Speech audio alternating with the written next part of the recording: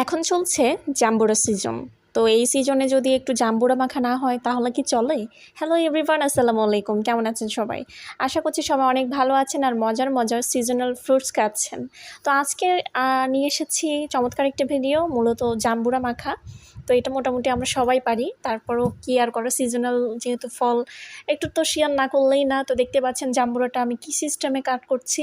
তো আপনারা এভাবে চাইলে কাট করতে পারেন। আর আমি একটু কাটাকাটিতে খুব একটা এক্সপার্ট না, যার কারণে আমাকে একটু কষ্ট পোহাতে হচ্ছে। যাই হোক, যত বেশি কাটাকাটি করবেন তত বেশি আপনি এক্সপার্ট হবেন, কিন্তু আমি খুব একটা এক্সপার্ট হতে পারিনি। এত কিছু রান্না করি, তারপরও দেখা যায় যে অনেক সময় হাতটা কেটে যায়, যার ফলে আমার মধ্যে একটা ভয় কাজ করে কাটাকাটির সময়। তো এই তো জাম্বুরা নিয়ে এসেছি বাজার থেকে। আমি যদিও খুব একটা জাম্বুরা পছন্দ করি না, তো যেহেতু সিজনাল ফ্রুটস তো না খেলেই নয়। আমি চেষ্টা করি যে সিজনাল যে ফলগুলো রয়েছে সেগুলো ট্রাই করার, প্রতি বছরই আমি তাই করি। তো আমি সাধারণত দেশীয় ফল খুব বেশি প্রেফার করি, খুব একটা বিদেশি ফল খাওয়া হয় না আমার, কারণ ওগুলোতে এত পরিমাণে ফরমালিন থাকে যেটা আমি খেলে অসুস্থ হয়ে যায়, আমার পেট ব্যথাও শুরু হয়ে যায়। তো যাই হোক, আমি দেশি ফলগুলা সবসময় খাওয়ার চেষ্টা করি, আর চেষ্টা করি সারাটা বছর যখন যে ফলটা নামে চটজলদি কিনে নিয়ে আসতে।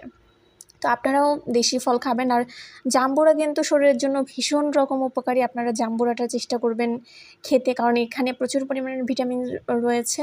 তো এটা আশা করছি যাদের সামর্থ্য কম তারা চাইলে এই জাম্বুরাটা কিনে আনতে পারেন। খুব একটা দাম বেশি না, এটা খুবই রিজনেবল প্রাইস আমার কাছে মনে হয়েছে।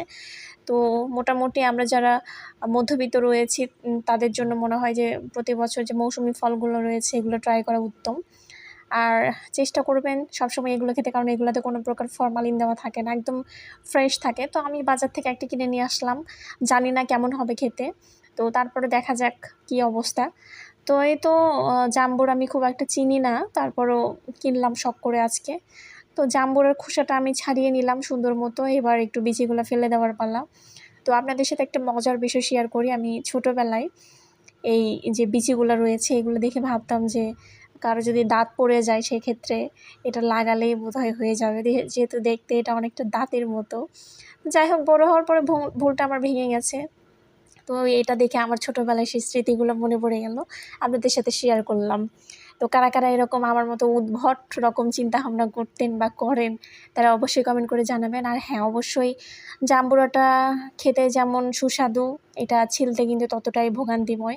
আর একটা জিনিস মাথায় রাখবেন যে যে খাবারটা যত বেশি সুস্বাদু হয় তার পেছনে কিন্তু অনেক বেশি পরিশ্রম করতে হয়। তো যাই হোক, আমার জাম্বুরাটা মোটামুটি ছেলা হয়ে গিয়েছে, খুব কষ্ট করে ছিললাম গরমের মধ্যে। যাই হোক, তো এবার আমি একটু বিট লবণ দিয়ে দিচ্ছি। বিট লবণটা অবশ্যই দেওয়ার চেষ্টা করবেন, তাহলে আপনার এই মাখানোর যে ফ্লেভারটা খুব বেশি মজা হবে যে কোনো মাখামাখিতে।